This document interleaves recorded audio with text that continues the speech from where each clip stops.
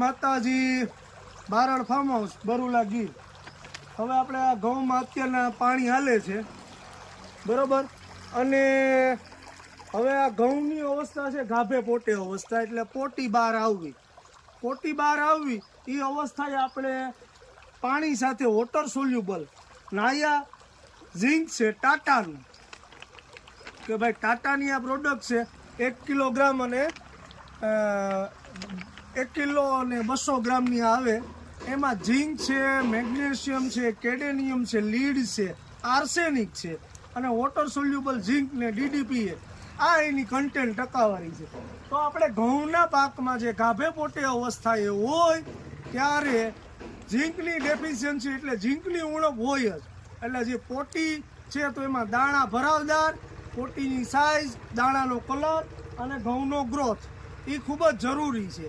અને આ પંપ દ્વારા પણ આપી શકાય અને પાણી દ્વારા પણ આપણે આપી શકીએ। આ રીતના એનું દ્રાવણ કરી નાખવાનું અને કોઈ પણ તમારે ટાંકી હોય કે ગોળો હોય તો એમાં આ બાજુ નળથી થઈ જાય અને એમાં માનો કે આ દ્રાવણ બનાવી અને આ ઝીંકનું તમે નાખી શકો આ રીતના, અને પાણી સાથે એને આપી દેવાનું।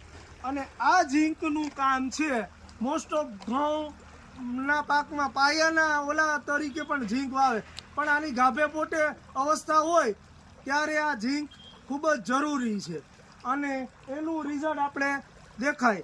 જો તમારે કોઈ પણ આવી અવસ્થા એ હોય ત્યારે 2.5 થી 3 વીઘામાં આ 1 કિલો ને 200 ગ્રામ ઝીંક છે ટાટાનું એ કામ આપે બરોબર।